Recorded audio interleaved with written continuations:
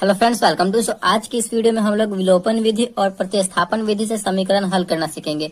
यानी आपको जो विलोपन विधि को बनाने के लिए एक अलग वीडियो नहीं देखना पड़ेगा, प्रतिस्थापन विधि से समीकरण को बनाने के लिए कोई एक अलग वीडियो देखने की जरूरत नहीं है। आप सिर्फ इसी एक वीडियो में विलोपन विधि और प्रतिस्थापन विधि से समीकरण को हल करना सीख जाएंगे। 10th क्लास के एग्जाम में 100% चांस रहता है कि विलोपन विधि और प्रतिस्थापन विधि से क्वेश्चन पूछा जाता है और वो क्वेश्चन 5 नंबर का होता है। ठीक, और दोनों को बनाने के बाद लास्ट में हम ये भी जानेंगे कि विलोपन विधि और प्रतिस्थापन विधि दोनों में क्या डिफरेंस है, क्या अंतर है। ठीक, तो चलिए सबसे पहले हम इस समीकरण को जो दिया हुआ है, इस समीकरण को हम विलोपन विधि से सॉल्व करते हैं। तो ये हमारा पहला समीकरण क्या है, 3x + 4y = 10, यानी हमारा ये पहला समीकरण हो गया।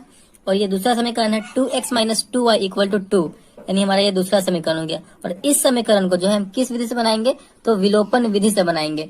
तो चलिए समझते हैं कि विलोपन विधि में हमें क्या करना होता है। देखिए, विलोपन विधि में जो है आपको कोई एक पद यानी एक टर्म जो है कैंसिल करना होता है। जैसे कि यहाँ पे 2 वेरिएबल दिया गया, एक x वाला है और एक y वाला है। 2 वेरिएबल है तो किसी एक वेरिएबल को आपको यहाँ से लुप्त करना रहता है। विलोपन का मतलब क्या है, विलोपन कर देना यानी छुपा देना।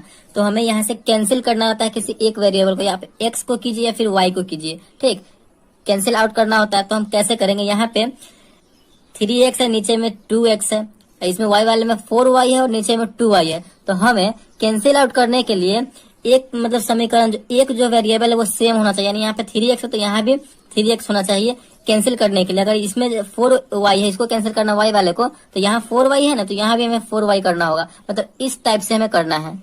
तो आप x और y दोनों में से किसी एक वेरिएबल को कैंसिल कर सकते हैं। तो चलिए हम यहाँ पे x वाले टर्म को कैंसिल करते हैं। देखिए यहाँ पे 3x है, यहाँ पे 2x, दोनों तो सेम है नहीं। तो हमें सेम करने के लिए क्या करना होगा कि जो ये वाला नंबर है इसको हम ऊपर में गुणा कर देंगे और इसी नंबर से हम नीचे में गुणा कर देंगे, तो दोनों सेम हो जाएगा। 3 से हम नीचे वाले पूरी समीकरण 2 में करेंगे तो 3 दूना 6x हो जाएगा, फिर पूरे में हो जाएगा। फिर 2 से करेंगे तो 3 में करेंगे तो 2 3 6, यानी हमारा ये यहाँ पे सेम हो जा रहा है। तो कैसे कर देंगे, इस 2 से हम समीकरण 1 में 2 से गुना कर देंगे और समीकरण 2 में हम 3 से गुना कर देंगे।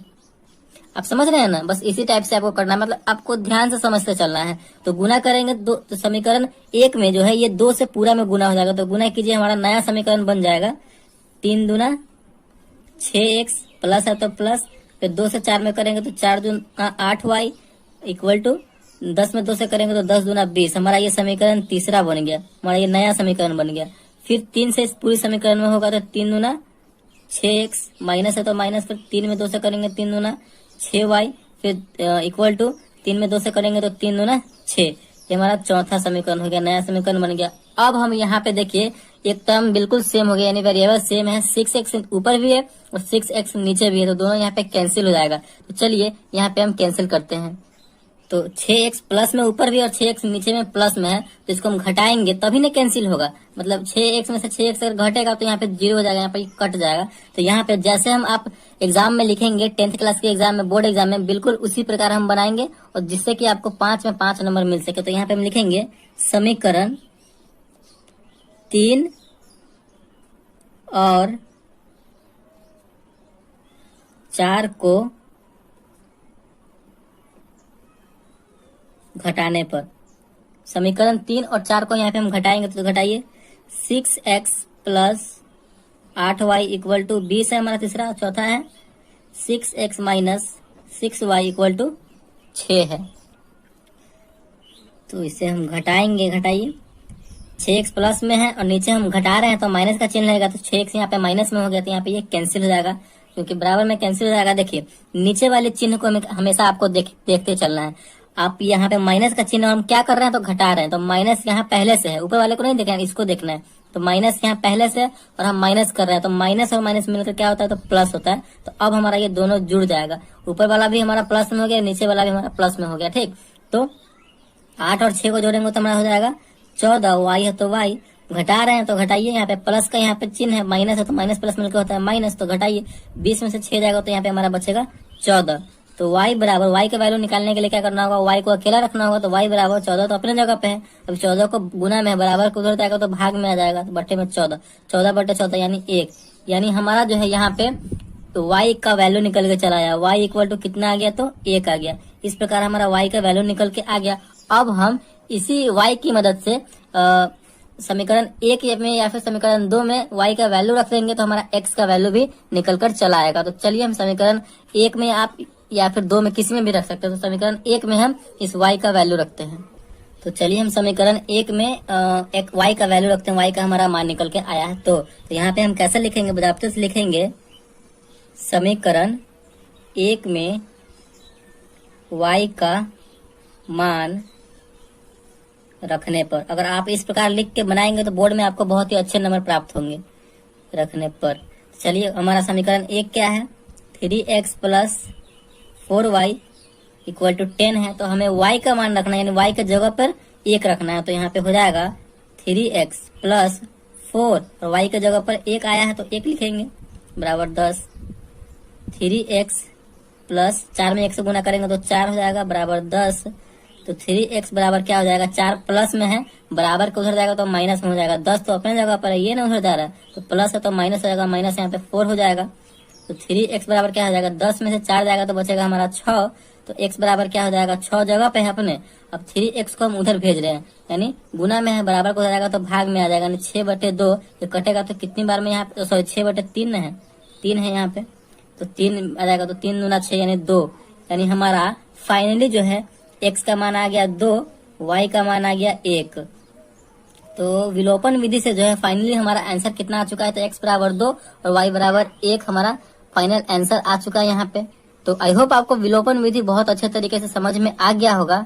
तो हमें विलोपन विधि में करना क्या होता है कि आपको एक टर्म को, यानी एक वेरिएबल को आप x को कैंसिल आउट कर सकते हैं या फिर y को कैंसिल आउट कर सकते हैं। अगर हमें y को करना होता तो यहाँ पे हम क्या करते कि इसमें y वाले में, ऊपर वाले में 2 से गुना कर देते तो ये मिलकर हो जाता 4 दूना 8, और नीचे वाले समीकरण 2 में हम 4 से गुना कर देते, 2 में 4 से करते तो 8, हमारा ये दोनों बराबर हो जाता 8, तो इसको हम कैंसिल आउट कर सकते थे। आप x को कर सकते हैं या फिर y को कर सकते हैं। तो यही करना होता है हमें विलोपन विधि, यानी एक को विलुप्त करना होता है, छुपाना होता है। इसका नाम एलिमिनेशन मेथड है या फिर लुप्तीकरण विधि भी है। तो आई होप आपको विलोपन विधि से समीकरण को सॉल्व करना आ गया होगा। चलिए अब हम समझते हैं यहाँ पे प्रतिस्थापन विधि से समीकरण को हल करना। तो इसी क्वेश्चन को जो है हम प्रतिस्थापन विधि से सॉल्व करेंगे। 3x प्लस 4y बराबर 10 और 2x माइनस 2y बराबर 2। तो इसी समीकरण को हम प्रतिस्थापन विधि से सॉल्व करके देखते हैं कि हमारा वो वैल्यू सेम आता है कि नहीं x और y का। तो चलिए सॉल्व करते हैं। तो हमारा पे वही समीकरण है जिस समीकरण से हमने विलोपन विधि से सॉल्व किया है इसको। तो चलिए इसी समीकरण को प्रतिस्थापन विधि से सॉल्व करते हैं। 3x प्लस 4y बराबर 10 यानी समीकरण 1 हो गया। 2x माइनस 2y बराबर 2 यानी हमारा समीकरण 2 हो गया। तो विलोपन विधि में हमारा क्या था कि एक पद को हमें कैंसिल आउट करना होता था, यानी छुपाना होता था, ठीक। लेकिन प्रतिस्थापन विधि में वैसा नहीं है। प्रतिस्थापन विधि में क्या है कि हमें कोई एक पद, यानी कोई एक वेरिएबल का जो मान निकाल करके उस दूसरे वाले इक्वेशन में रखना है। जैसे कि अगर हम इस समीकरण 1 का जो है x का वैल्यू निकालते हैं तो इसी x के वैल्यू को हमें समीकरण 2 में प्रतिस्थापित करना है, वही हमारा प्रतिस्थापन विधि हुआ, ठीक। अगर आप y का निकालते हैं समीकरण 1 की मदद से तो इसी y का वैल्यू जो है जो निकाल के आएगा वही हमें समीकरण 2 में प्रतिस्थापित करना यानी रखना है, वही हमारा प्रतिस्थापन विधि हो गया। इंग्लिश में अगर हम बात करें तो इसे सब्स्टिट्यूशन मेथड हम कहते हैं। तो चलिए हम प्रतिस्थापन विधि से इस समीकरण को भी समझते हैं। तो चलिए आप जो है किसी एक का वैल्यू निकाल सकते हैं, x का या फिर y का। तो चलिए हम x का ही निकालते हैं। तो यहाँ पे हम समीकरण 1 को ले रहे हैं, तो यहाँ पे हम क्या लिखेंगे, समीकरण 1 से समीकरण 1 को लिए। समीकरण 1 क्या है हमारा, 3x plus 4y equal to 10 है। अब इसी में से हम x का वैल्यू निकाल रहे हैं तो क्या करना होगा, हमें इस टर्म को अकेला छोड़ना होगा। तो 3x बराबर क्या हो जाएगा, हम 4y को उधर भेज रहे हैं तो 10 तो अपनी जगह पे है, हम उसको भेज रहे हैं उधर, तो ये प्लस में है, उधर जाएगा तो माइनस में हो जाएगा 10 माइनस 4y। तो x का वैल्यू निकालने के लिए x को अकेला रखना होगा, तो 3 गुना में है, बराबर को उधर जाएगा तो भाग में हो जाएगा, तो हो जाएगा हमारा 10 माइनस 4y बट्टे में 3 आ जाएगा, ठीक। अब हमारा यहाँ पे x का वैल्यू यहाँ पे ये निकल के चला आया। अब इसी x के वैल्यू को हम समीकरण 2 में x के जगह पर पुट कर देंगे। तो हमें क्या लिखना होगा आगे, तो हमें यहाँ पे लिखना होगा समीकरण 2 में x का मान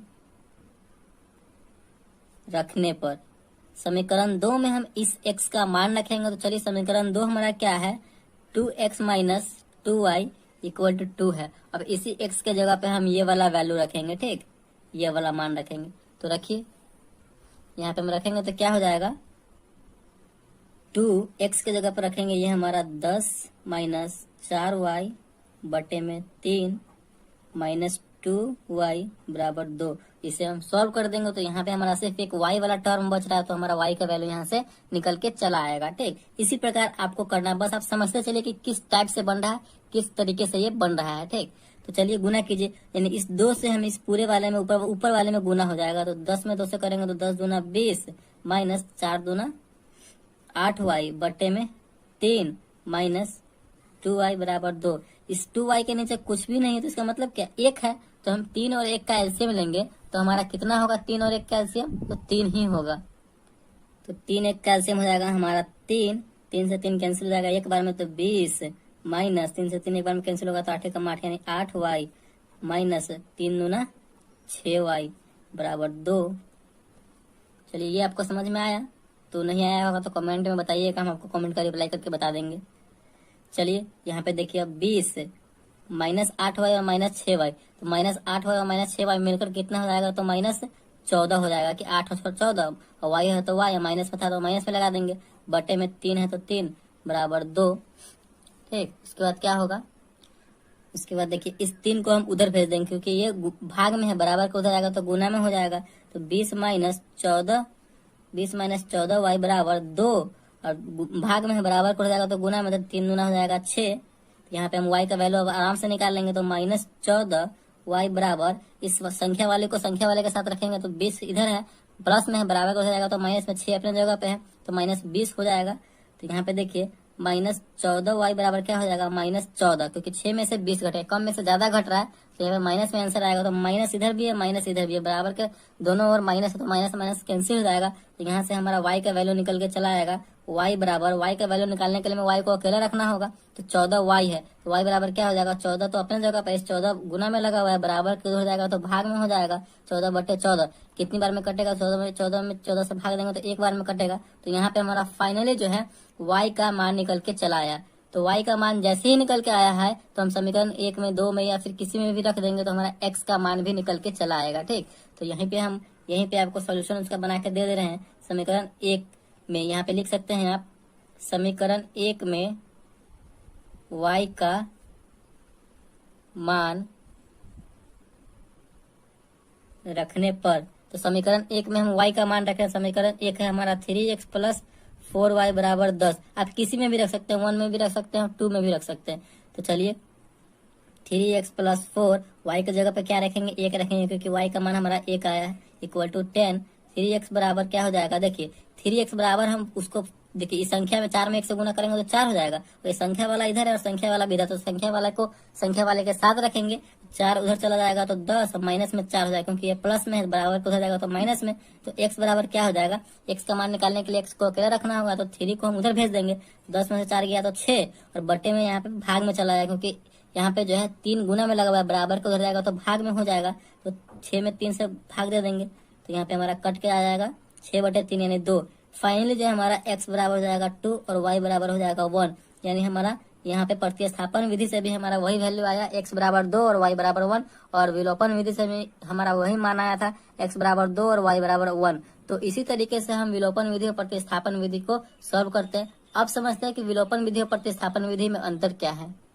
देखिए विलोपन विधि में क्या करना होता है कि विलोपन विधि में हमें एक पद को यानी एक वेरिएबल को आपको विलुप्त करना रहता है, यानी छुपाना रहता है। विलोपन विधि का मतलब ही वही है, यानी एलिमिनेशन मेथड, यानी आप एक तो x को कट कर दीजिए फिर y को कट कर दीजिए, जो आपको मतलब, लेकिन दोनों सेम होना चाहिए। ठीक, और प्रतिस्थापन विधि में क्या होता है कि आपको किसी एक का वैल्यू निकाल करके, किसी एक या टर्म का यानी x का या फिर y का वैल्यू निकाल करके दूसरे समीकरण में प्रतिस्थापित करना, यानी उसका मान रखना, वही हमारा प्रतिस्थापन विधि हुआ। विलोपन विधि में आपको छुपाना है और प्रतिस्थापन विधि में आपको उसका मान उठा करके दूसरे समीकरण में प्रतिस्थापित करना है। बस यही डिफरेंस है प्रतिस्थापन विधि और विलोपन विधि में। एकदम 110% एग्जाम में पूछा ही जाता है, तो दोनों को अच्छे तरीके से आप समझ ही लीजिए। तो आई होप वीडियो आपको बहुत अच्छे तरीके से समझ में आ गया होगा और विलोपन विधि और प्रतिस्थापन विधि से समीकरण को हल करना सीख गए होंगे। तो वीडियो अगर आपको अच्छा लगा और पसंद आया तो प्लीज वीडियो को एक लाइक कीजिएगा, और चैनल पर नया है तो चैनल को सब्सक्राइब जरूर कीजिएगा।